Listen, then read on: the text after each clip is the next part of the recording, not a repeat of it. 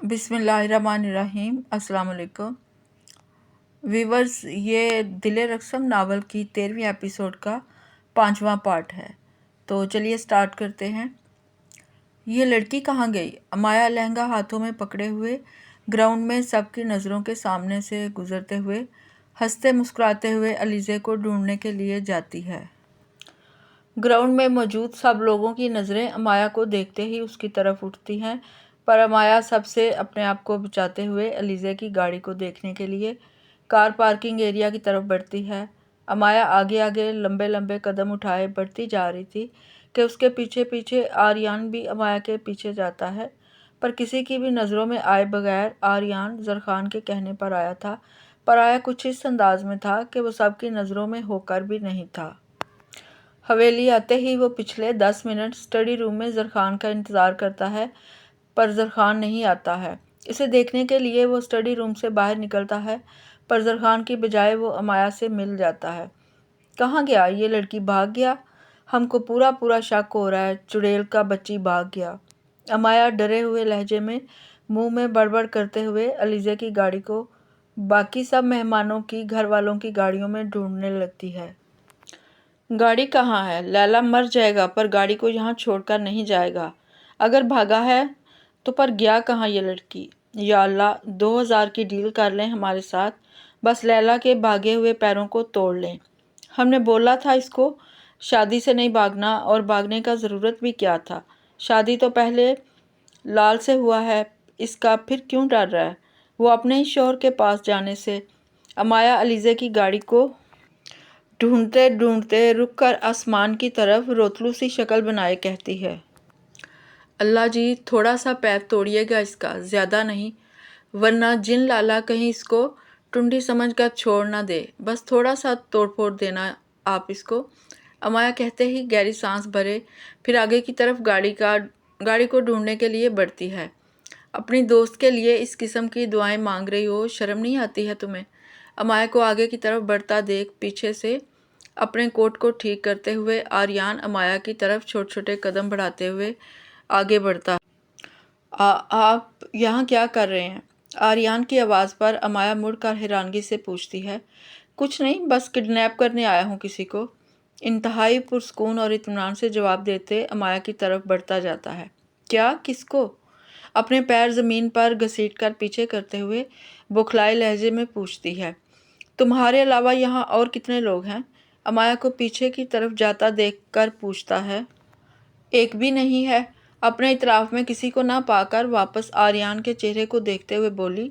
तो एक कदम और आगे की तरफ बढ़ाते हुए कहता है, मुझे किडनैप करने आए हैं आप? बोलते हुए हैरानगी से बड़ी बड़ी आंखें किए आर्यान को देखने लगती है। जी मेरी जान, आपको ही किडनैप करने आया हूँ।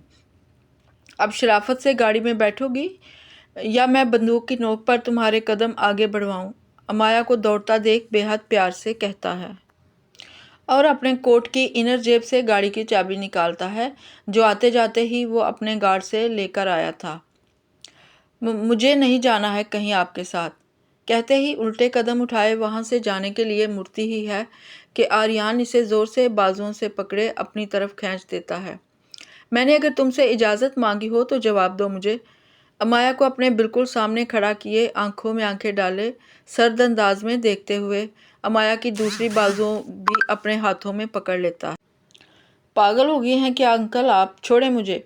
अपने बाजू आर्यान के हाथ से छुड़वाते हुए गुस्सा में कहती है। छोड़ भी दूंगा जब सही वक्त आएगा, फ़िलहाल तुम्हें कैद करने का वक्त आया है तो तुम मेरी बनने की तैयारी करो। आर्यान चेहरे पर और आंखों में शरारती मुस्कुराहट सजाए कहता है, मुझे कुछ नहीं बनना है आपका, आप छोड़े मुझे अभी के अभी। अमाया कहते ही जोर लगाए अपने बाजुओं को आर्यान के हाथों से आज़ाद करवाने लगती है, पर आर्यान की मजबूत गिरफ्त पर सिर्फ इसे दर्द और निशान मिल रहे थे, रिहाई नहीं। कह दिया ना, छोड़ने के लिए नहीं पकड़ा है तुम्हें। मुझे ज़बरदस्ती करने पर मजबूर मत करो और गाड़ी में बैठो। अपनी ब्लैक कलर की गाड़ी की तरफ इशारा करते हुए अमाया के बाजुओं को छोड़ते कहता है, मुझे नहीं बैठना, कह दिया ना, समझ नहीं आ रहा है आपको? अमाया अपने दोनों बाजुओं पर खुद हाथ रखे आर्यान से दूर होते हुए कहती है, और कहते ही इसी पल आर्यान को क्रॉस करती हवेली जाने के लिए बढ़ती है। समझ तो तुम्हें नहीं आ रहा है, कह दिया ना कि अब नहीं छोड़ सकता मैं तुम्हें, शराफत से गाड़ी में बैठो। आर्यान कहते हुए अमाया को खुद को क्रॉस करता देख उसे कलाई से पकड़े, उसके कदम रोके और खुद उसके सामने खड़े होते सख्त लहजे में कहता है, मुझे नहीं बैठना है, आप हाथ छोड़े मेरा, वरना मैं चिल्लाऊंगी और सबको इकट्ठा करूंगी। अमाया अपनी कलाई छुड़वाने की कोशिश करते बोली, मेरा प्यारा सा बच्चा, अगर इन धमकियों से डरने वाला मैं होता तो मैं एक सियासतदान कभी ना होता।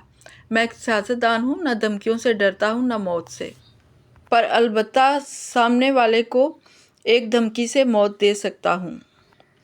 अगर नहीं चाहती मैं तुम्हारे साथ कुछ भी ऐसा वैसा करूं तो खुद को मेरे हवाले कर दो, वरना पसंद की चीज़ें छीनने में वक्त नहीं लगता है आर्यान शाह को।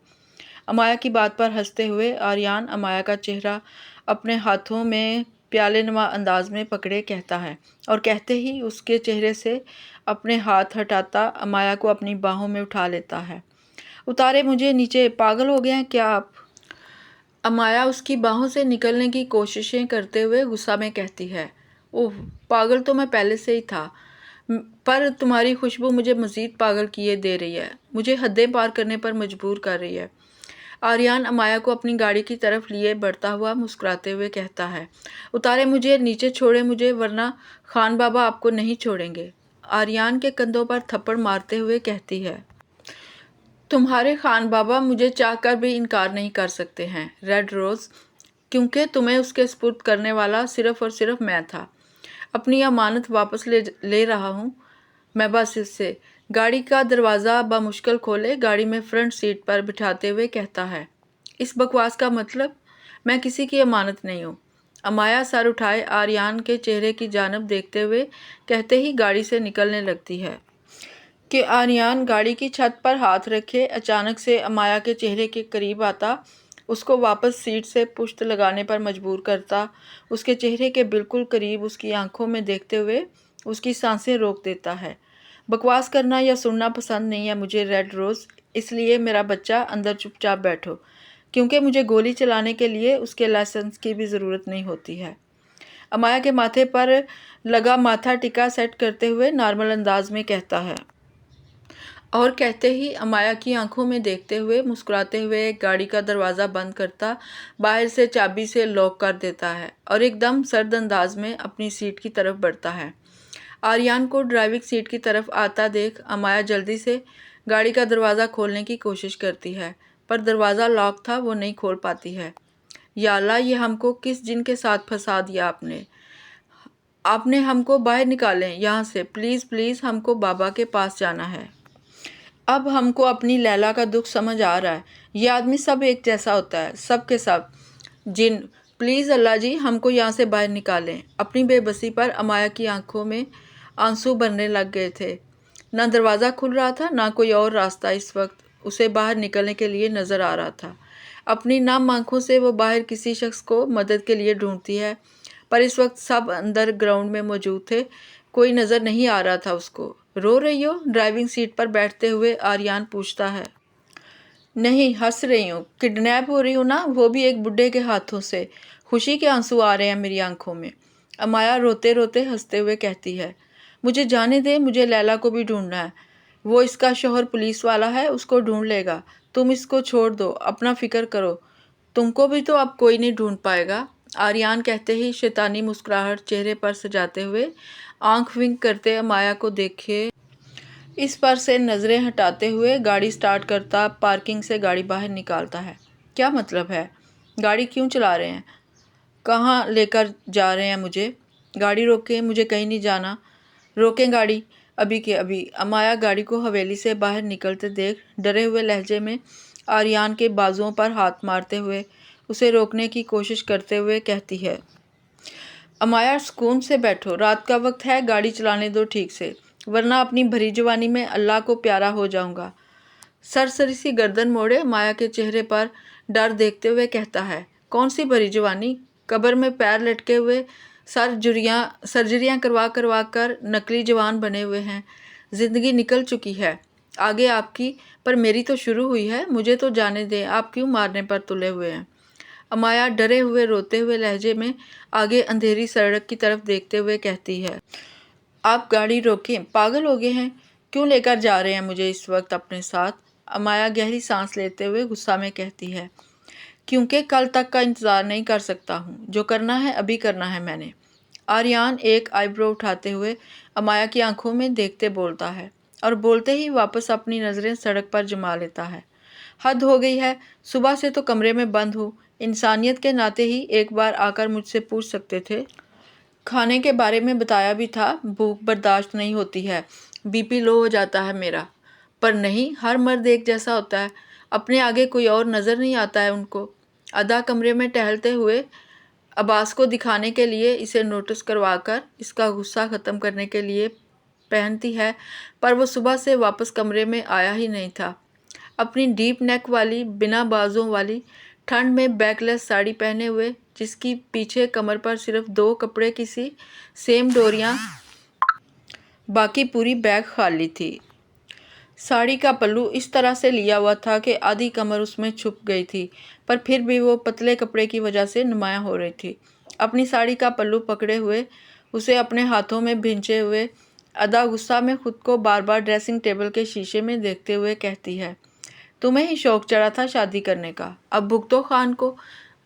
لگ سمجھ رہی تھی، پر نہیں، مرد تو مرد ہوتا ہے، بھلے انہیں حقیقت معلوم ہو یا نہ ہو، بس بات کا پتہ چلنا چاہیے اور سامنے والے کے وجود کے ٹکڑے ٹکڑے کر دیتے ہیں۔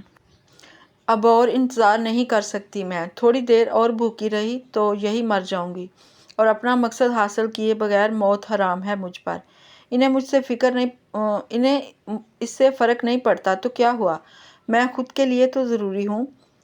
ادا تھوڑی اور ڈھیٹ بننا ہے تو نے، بےعزتی ہوگی، یقیناً وہ کریں گے، پر فیل نہیں کرنی ہے تو نے، بالکل فیل نہیں کرنی ہے۔ تو پیدائشی ڈھیٹ مضبوط لڑکی ہے، کسی کے کچھ بھی کہنے سے کوئی فرق نہیں پڑتا ہے۔ سچ کیا ہے وہ میں اپنا جانتی ہوں۔ ادا اپنی ساڑی کا پلو چھوڑے گہری سانس لیتے ہوئے خود کو کمپوز کرتی، اپنی ہمت اکٹھی کرتے ہوئے خود کو ڈریسنگ ٹیبل کے شیشے میں دیکھتے ہوئے کہتی ہے، نہ ڈرنا نہ رونا، کچھ ایسا نہیں کرنا۔ ادا کہتے ہی دروازے کی طرف دیکھتی ہے اور باہر جانے کے لیے مڑتی ہے۔ پہلے تھوڑا سا دروازہ کھول کر باہر دیکھتی ہے، کسی کو باہر نہ پا کر حویلی کی لائٹس آج وقت سے پہلے بند دیکھتے ہوئے ادا سکون والی گہری سانس لیتے ہوئے کمرے سے باہر اپنی ساڑی کندھے پر ٹھیک کرتے ہوئے نکلتی ہے اور سیڑھیوں سے نیچے اترتی ہے۔ حویلی کی لائٹس دھیرے دھیرے کم ہونے لگی تھی، پر عباس وہی صوفے پر بیٹھے چائے پیے اسلام آباد کی نیوز میں اپنی کمپنیوں کے نام اس کے چرچے دیکھ رہا تھا کہ کسی کے قدموں کی آواز پر وہ گردن موڑے سیڑھیوں سے اترتی ہوئی ادا کو دھیمی سی روشنی میں دیکھتا ہے۔ ڈارک ریڈ میرون کلر کی ساڑی، جس کا پلو اس کے کندھے پر پن لگا کر سیٹ کرنے کے بعد بھی اس کے کندھے سے اس کے ڈیپ نیک کی وجہ بار بار کندھے سے نیچے اتر رہا تھا۔ جس کو دیکھتے ہوئے عباس گہری سانس لیتے ہوئے اسی پل اپنی نظریں ادا سے ہٹا لیتا ہے۔ کچھ بھی نہیں ہے، انہیں کس سے باندھوں میں؟ ادا تھکے ہوئے لہجے میں خود سے کہتی ہوئی نظریں اپنے اطراف سے ہٹا کر سامنے کی طرف اٹھاتی ہے کہ عباس کو دیکھتے ہوئے ادا اس کے سر پر رکھے ہوئے ہاتھ اب دھیرے دھیرے نیچے ہونے لگتے ہیں۔ خان، اپنے بالوں کو چھوڑے ادا عباس کی طرف ایک قدم بڑھائے کہتی ہے۔ ادا اپنے کندھے پر پلو سیٹ کرتے ہوئے اپنی دھن میں حویلی میں کسی شخص کے نہ ہونے کے خیال سے وہ اپنی ساڑی کو ویسے ہی چھوڑے اپنے بالوں کو اکٹھا کرتے ہوئے سیڑھیوں سے نیچے اترتی ہے اور کچن کا رخ کرتی ہے کہ صوفے پر بیٹھے ہوئے عباس کی نظریں اس کی ریڈ میرون ساڑی میں سے گوری چٹی دکھتی ہوئی کمر پر پڑتی ہے، جس پر سے کچھ پل کے لیے اس کا نظر ہٹانا مشکل ہو گیا تھا۔ ادا کو ساڑی میں فرنٹ اور بیک سے دیکھتے ہوئے عباس کی نظریں، اس کے ہاتھ سب ایک ہی جگہ پر تھم گئے تھے۔ ادا اپنے بالوں کو اکٹھا کیے ان کا جوڑا بناتے ہوئے عباس کے دل کے ساتھ پھر کھیلنے لگتی ہے۔ اپنے بالوں کو جوڑے میں بنائے وہ کوئی پین وغیرہ ڈھونڈنے کے لیے ہال میں سیڑھیوں کے پاس کچن کی طرف کے ایریا میں گھومتے وہاں موجود ٹیبل پر پین دیکھنے کی کوشش کرتی ہے، پر اسے تو پین نہیں ملتا ہے۔ پر اس کے مڑنے پر عباس کی اس کی پتلی کمر پر اس کے پیٹ پر نظر پڑتی ہے کہ عباس اٹھ کھڑا ہوتا ہے اور ادا کی طرف دیکھے بنا وہ حویلی سے باہر کی طرف بڑھنے لگتا ہے۔ खबीस इंसान, भूखा मुझे रखा, गुस्सा मुझ पर बना, सब जानते मेरे किरदार की धज्जियां उड़ा दी। अब मुंह देखो, खुद बनाया हुआ है। ठीक है, मैं भी नहीं बनाऊंगी, आपसे ज़्यादा ईगो है मुझ में।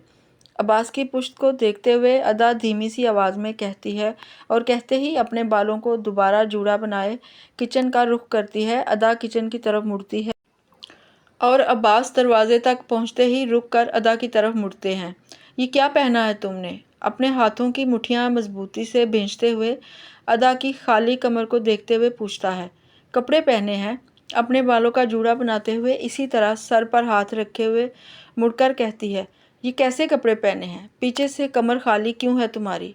अदा की तरफ 2 कदम बढ़ाते हुए कहते हैं, इन्हें लड़ने का बहुत शौक है। लड़ते हैं तो कहीं ना कहीं कटेंगे और मरेंगे भी, क्या करें? मासूम है ना, पता है इन्हें हाथों की मार से ज़्यादा लफ्ज़ों की मार बुरी होती है, इसलिए ये भी कट पिट गए हैं। ये ऐसे ही होते हैं। आपको कोई मसला है मेरे कपड़ों से? अदा कहते ही किचन का रुख करती किचन में चली जाती है और अब्बास गहरी सांस भरता उसे देखता रहता है। हाँ है, शराफत से जाओ और कुछ इंसानों वाला पहनो। तुम्हारी इत्तला के लिए अर्ज़, यहाँ के मर्द तुम्हारे कोठे के मर्दों जैसे नहीं हैं जिन्हें जिस्म देखने का शौक़ हो। यहाँ लड़कियों को आता देख सब नज़रें झुका लेने वाले लोग हैं। अदा के पीछे किचन की तरफ बढ़ते हुए अब्बास अपने हाथों की मुट्ठियाँ मजबूती से भींचते हुए अपने अल्फाजों पर जोर देते हुए कहता है, अगर वो नज़रें झुका ही लेते हैं तो मसला क्या है? मैं जो मर्ज़ी पहनूं, जैसे मर्ज़ी रहूं, देखना तो मैंने ही है ना खुद को। अपने जूड़े को चम्मच की मदद से रोके अपनी साड़ी का पल्लू इकट्ठा किए कंधे से हटाते हुए घुमाकर पेट के गिर्द बांधते हुए कहती है, अगर आपका मसला आप खुद हैं तो मत देखें आप मुझे, कोई मसला नहीं है इन कपड़ों से। अदा एक आईब्रो उठाते हुए कहती है और कहते ही मुड़कर फ्रिज की तरफ बढ़ती है। जाओ जाकर कपड़े बदलो अपने, कोई देख लेगा तुम्हें ऐसे। अदा को आगे की तरफ बढ़ता देख अब्बास गुस्सा में कहता है, जिसका कोई असर अदा पर नहीं हो रहा था, मुझे तो यहाँ कोई और नज़र नहीं आ रहा है आपके सिवा। अगर आपकी नीयत ख़राब हो रही है तो आप बता दें।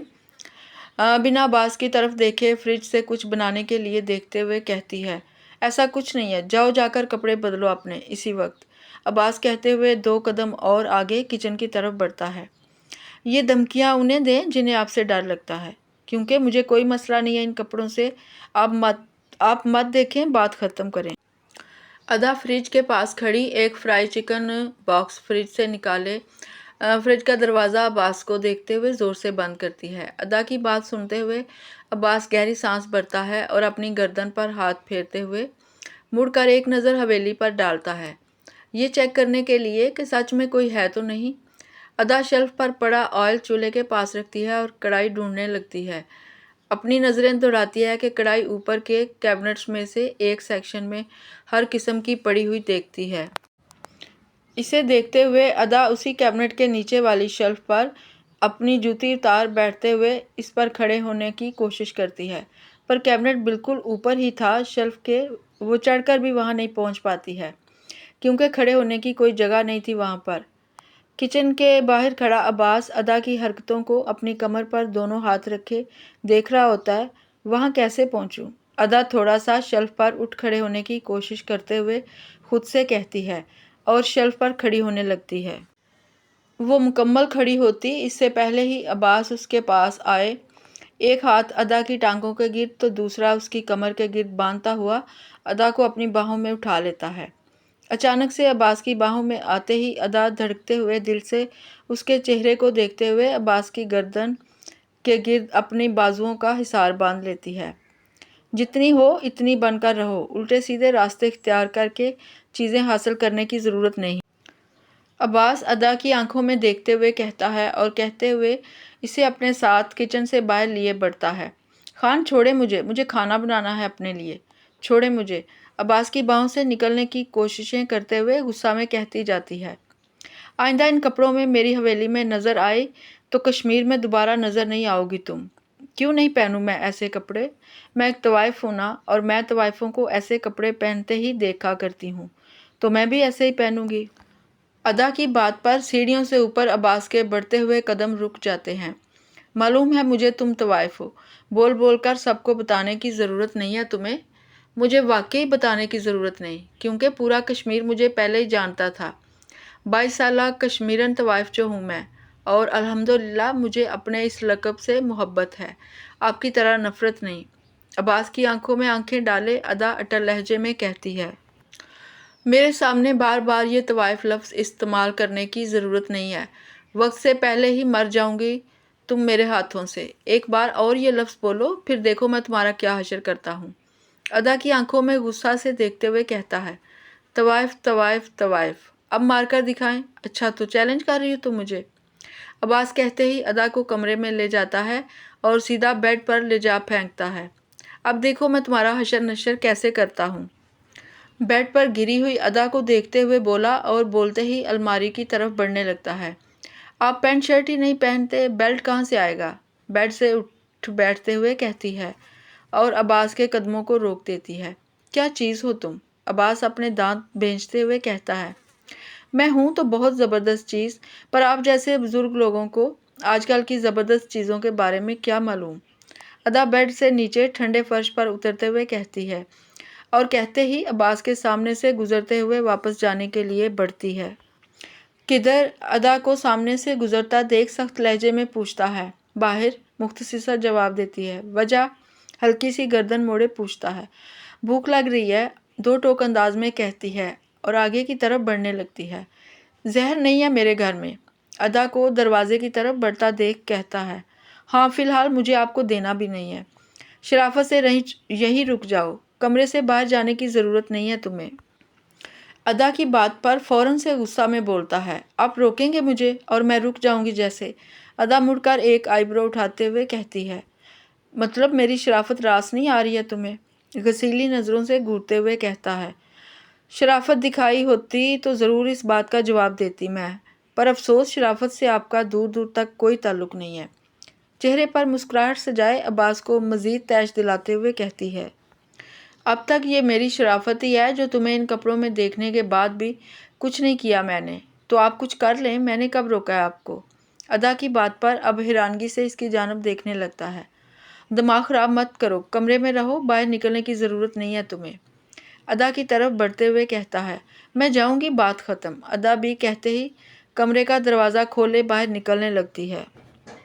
تمہاری ایسی کی تیسی، عباس کہتے ہی دو لمبے ڈھک بھرتا ہوا ادا کی ساڑی کا پلو پکڑے اسے کھینچتے ہوئے ادا کے قدموں کا رخ موڑے اسے جھٹکے سے اپنی جانب کھینچتا ہے اور اس کے ساڑی کے پلو کے نیچے اس کے پیٹ کے گرد اپنے ایک بازو کا حصار باندھے ادا کو ایک بازو سے اٹھائے صوفے کی طرف لیے بڑھتا ہے۔ خواہ نہیں کریں، چھوڑے مجھے، ورنہ اب سچ مچ میں آپ کو مار مار کر شہید کر دوں گی۔ صبح سے دماغ خراب کیا ہوا ہے میرا آپ نے۔ اپنے پیٹ سے عباس کا ہاتھ ہٹاتے ہوئے اپنے پیر ہوا میں ہلاتے ہوئے غصہ میں کہتی ہے، جو مرضی بولو پر کمرے سے باہر نہیں نکلو گی، کہہ دیا سو کہہ دیا۔ کہتے ہی ادا کو صوفے پر بٹھاتے ہوئے اسی کے بیگ سے اس کی ہی دوسری ساڑی نکالے ادا کو صوفے پر باندھنے لگتا ہے۔ خان پاگل ہو گئے ہیں، یہ کیا کر رہے ہیں؟ ادا خود کو بنتا دیکھ کر حیرانگی سے کہتی ہے، وہی میرا بچہ جو تم چاہتی ہو، شرافت سے بات مان لیتی تو یہ سب تو نہ کرنا پڑتا تمہارے ساتھ مجھے۔